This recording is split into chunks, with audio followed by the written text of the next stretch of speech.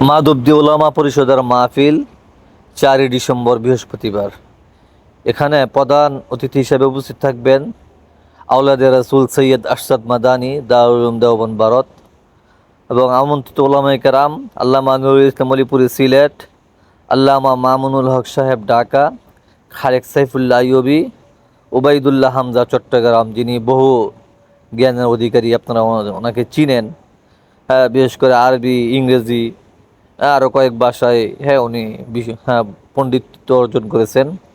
এবং রয়েছে কেবাতুল্লাহ আজহারি, কামালউদ্দিন শিহাব কাসিমি সহ আরও অনেক ওলামায়ে কেরাম।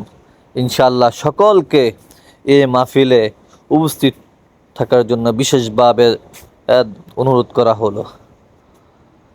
ঠিকানা নরসিংদী মাধবদী বাজার স্কুল ময়দান, এসপি স্কুল ময়দান, অর্থাৎ বাস স্ট্যান্ডের পাশেই, মাধবদী বাস স্ট্যান্ডের পাশেই। কেউ যদি আসতে চান, ইনশাল্লাহ আসতে পারবেন।